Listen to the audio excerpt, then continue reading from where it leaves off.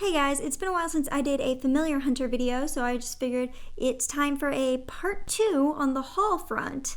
While I do this, I also have a spreadsheet pulled up and I'll show you guys a little bit about how to make a spreadsheet work in this instance. I just whipped this one together of familiars that are in the auction house that I don't own yet, and after I just settled this little Baldwin's brew thing real quick.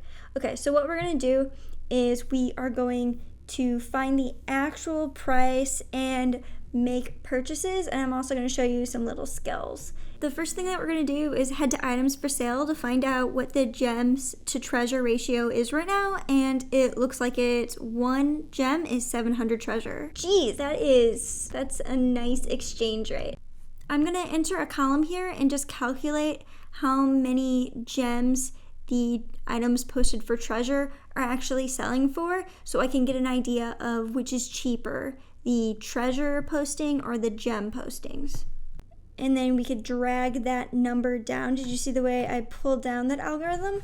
And then we can go ahead and select all of these numbers, and we're just going to make it a little bit neater because we don't really have fractions on Flight Rising. And then what we're going to do from here is going to make this into a filter. And so in here, it's just the filter button.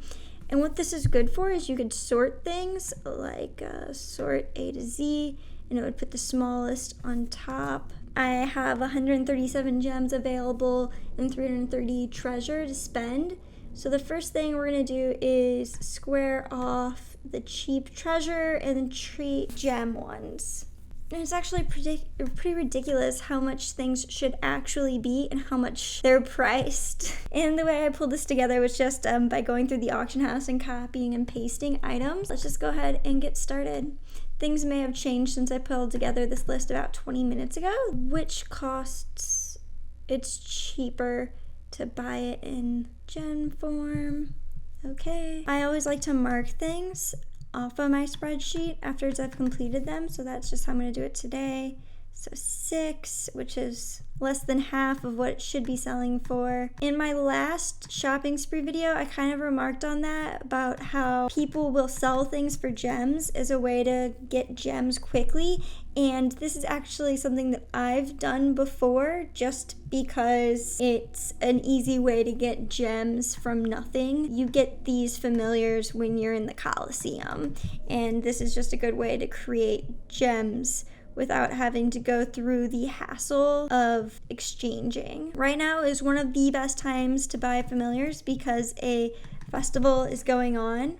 I was going to make a video about the recent updates on the site. However, guys, real talk, I've been watching a lot of Netflix lately. This is definitely the worst thing that a YouTube creator could do because my entire life has to be work, my boyfriend, and YouTube in order for me to make videos as often as you guys want videos. Ooh, this one actually dropped since I put together my list. Nice. It's a bit of a struggle sometimes, like when I feel especially defeated at work, to come home and make videos. So if you guys ever leave comments or send me messages, it really does help me know that you guys are out there and that you care, and I really appreciate it. I felt really bad that this is my first video in essentially a week, which is why I'm doing this right now. I really believe in spreadsheets. I feel like it's an invaluable skill, and I strongly recommend that any of you out there who think that spreadsheets are interesting to dive into it from a hobbyist perspective. It's treated me pretty well since I've started working in it. And for this one, it's actually cheaper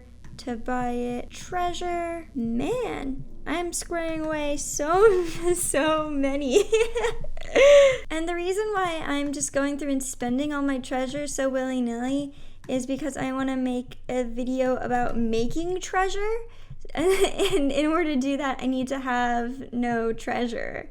So I've been trying to liquidate all of my assets as soon as I accumulate them. However, when it comes to purchasing familiars, they are themselves a method of making treasure. So it's like a vicious cycle.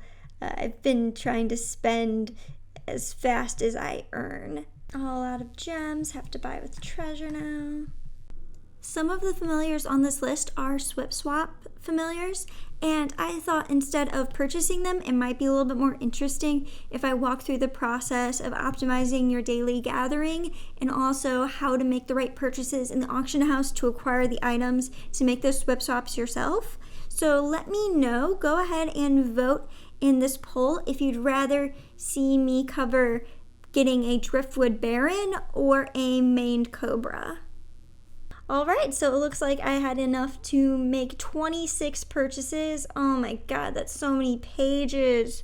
Oh, the new auction house system can't come fast enough.